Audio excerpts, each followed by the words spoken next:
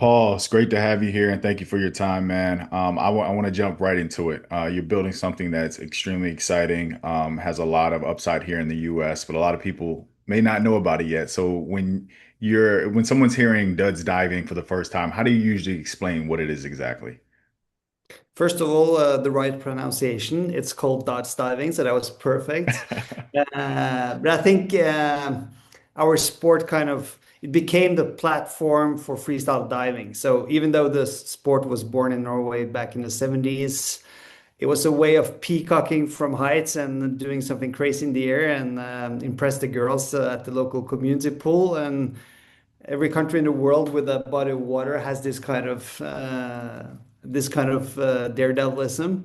But with a new generation and with social media, the sports just like started to take off. And I think one of the main reasons is the only thing you need is a swim trunk or a swimsuit. So it's so accessible for so many people around the world.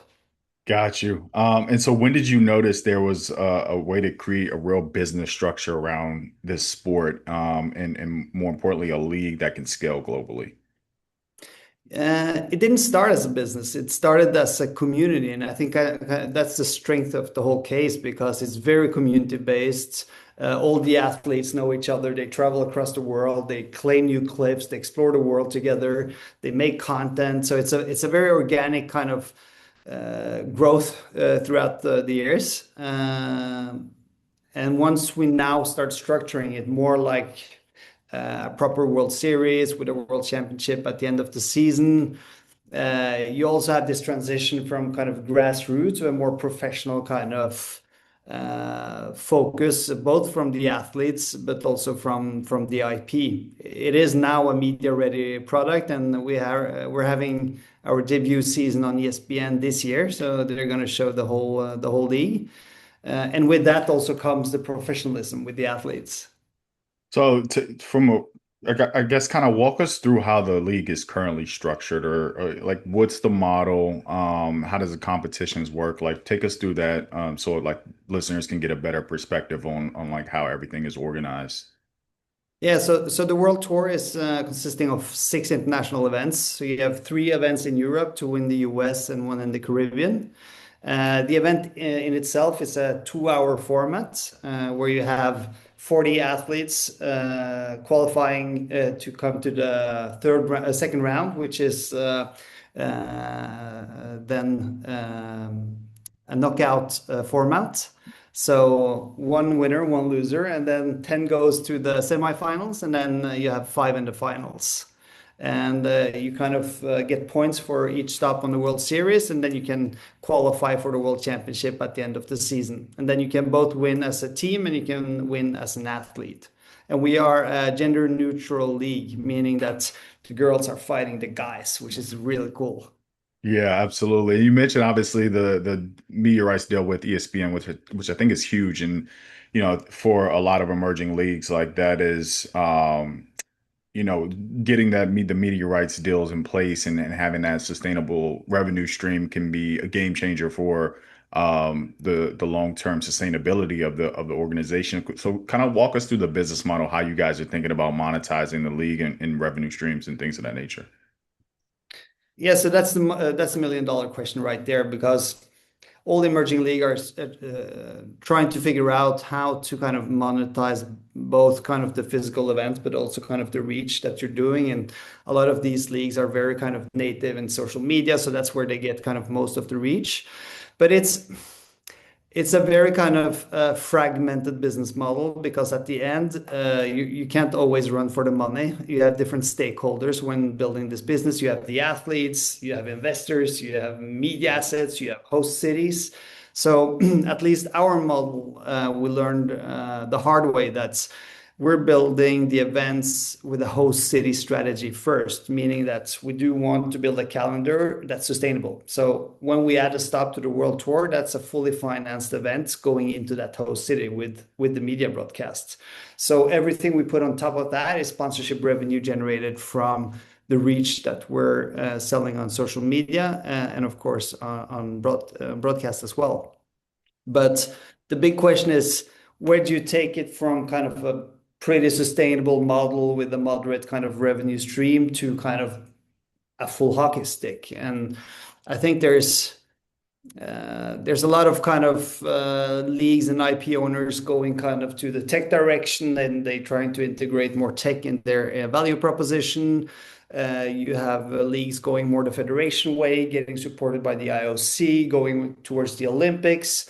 And then you see models that are purely commercialized. And I think right now you have to be open for it all, and you have to do things in stages because it's impossible to know what's going to happen in 5 years. Yeah. So what we decided to do is that we are today an event company, and we're transitioning to become a media company. So that's our kind of what we're raising capital for right now.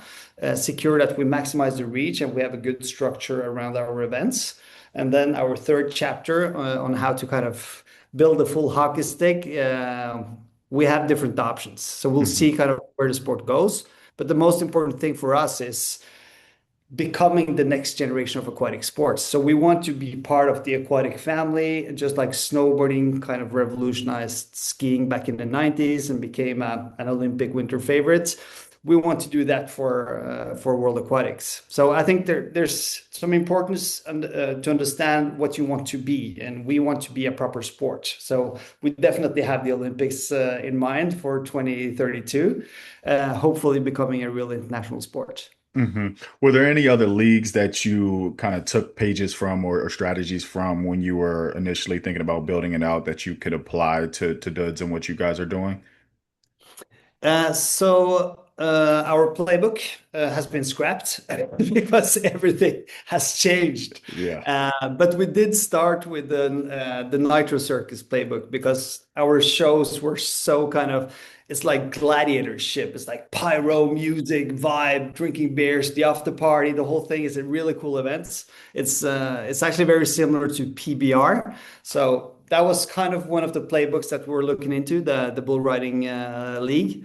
And now we're transitioning more to become a platform. So it resemble more a media company structure than it resemble a sports structure. hmm How do you guys think about audience acquisition and engaging fans? Is that primarily through social and digital? Like, is Gen Z a priority for you guys? Like, how are you thinking about your audience demographic and attracting the right people to the sport? Yeah, so just like strategy eat, no, what do you say? You say culture eats strategy for breakfast. And I think that's true. Like nobody follows a league. You follow your team, you follow your athletes. We're just the format, we're just the platform. So for us, it's all about our athletes. And two-thirds of the reach that we're getting from our events are through our athletes posting our content and the official content. So I think one of the key assets that we have in building this is that we have involved the athletes in the way we build the competition, in the way we kind of develop new stops. We're building now an amateur league, so you can have a full kind of path from amateur to professional within the sport, done with the athletes, the rule books, the commercial side, how we work with sponsors. So we go to our own school and we learn this stuff every day. And I think the best way we do it is by listening. hmm Is a part of that, you said your the long-term goal is to become a media company. And when you said that, I immediately kind of thought of what F1 has done in terms of docu-series and movies and even like the programming around like putting the athletes front and center with podcasts and things of that nature. Is that something you guys are also exploring from a lens of like different types of content and putting different forms of media out there long term, or is it mainly No, focused on no, like the digital most and social? definitely. Okay. Yeah, you hit it on the nail. It's you have to stop thinking of seasons and you have to think about always on. So it's a full year presence, and the way you do it is telling the story. So you just use the event as spikes in your storytelling, so you can reactivate every time, and of course build the momentum and the suspense. But I think the most positive thing about being a proper sport is that new year, new start, end of hmm the season, world champion. So it's a playbook that actually works, and people are sport.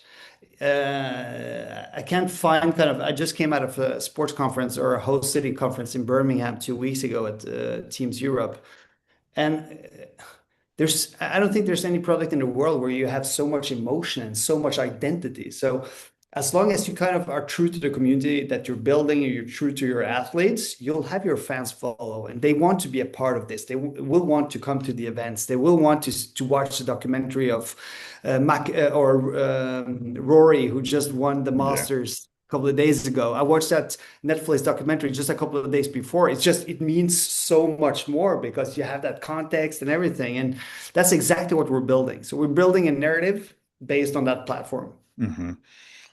Obviously, building an emerging league, and I've talked to a number of different founders.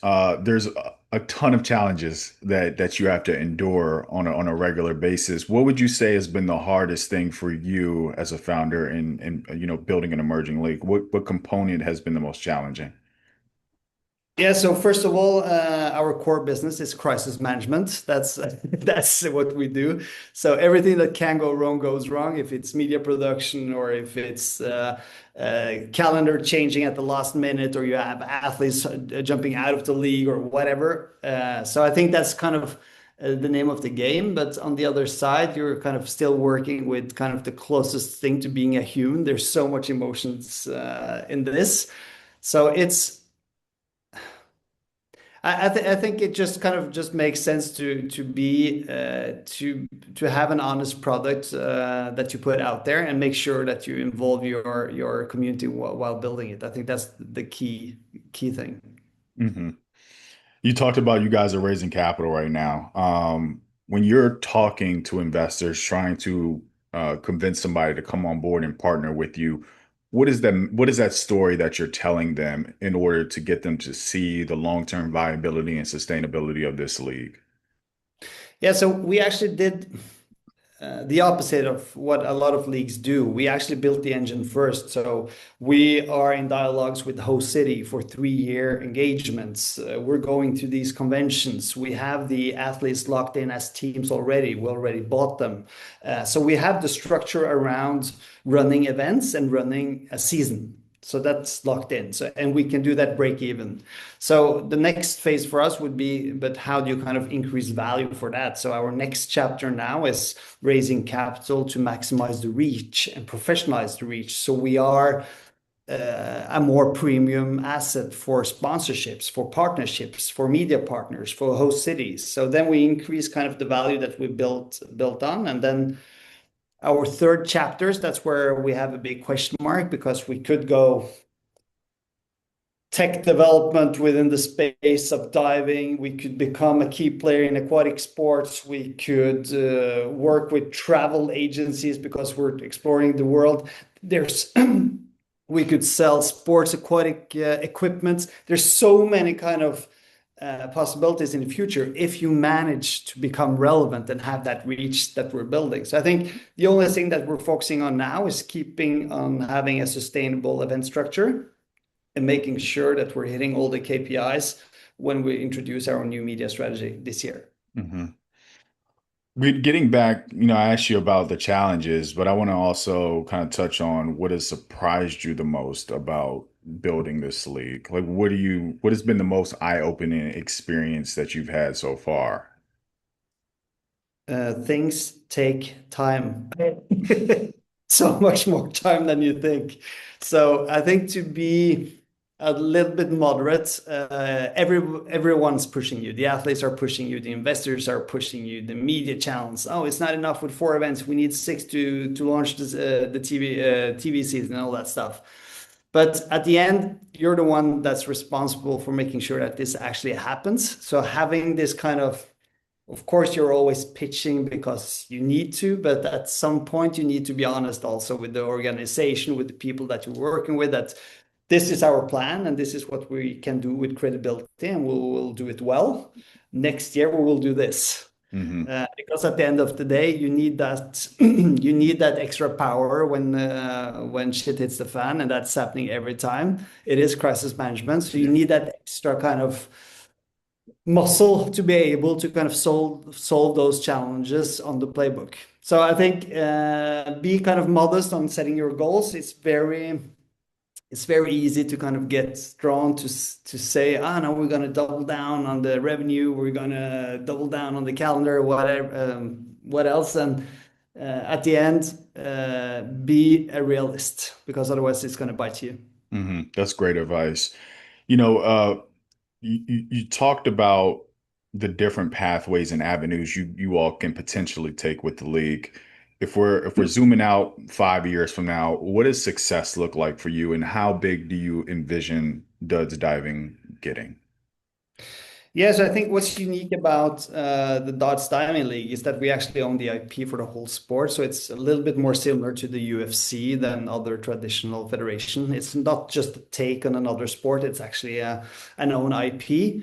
So my goal for it would be to kind of build that IP and have enough value with that IP so you're able to licensing it in some ways. So either from the competition side or on the product side, or it becomes a brand in itself that can live in different verticals. Mhm. And last question before we wrap up, personally, what do you want your legacy to be, and why do you feel like this is, why are you all in on this sport, and why do you believe in it so much? Also, the legacy is the Olympics. That's kind of the big one. If we manage to build the sport from zero to the Olympics, then I'm really proud. So I think, but I do it. I told my wife this because she's kind of, she doesn't understand what I'm doing. She's just like, why are you working so much with this? Where is this going? And I told her that at the end, the journey is kind of the goal in itself, and being able to meet so many great people, so many great athletes, being able to travel all around the world and kind of give people this product, this passion, this kind of these insane events, these insane teams and competitions, platform and being alive in itself, that's the goal. It's incredible, Paul. Thank you for your time. Last but not least, where can people learn more about you, but also follow everything that you're doing with Duds Diving League? Yeah, so for everyone going to Peak in Vegas, I'm going there next week. So if you want to meet up, I'll be in the US West Coast for that week. And if not, just shoot me an email, Paul, Paul at dotsdivingleague.com if you want to know more about the round, and exciting to hear more about it. Thank you, Paul. Appreciate this. Thank you so much, Malcolm.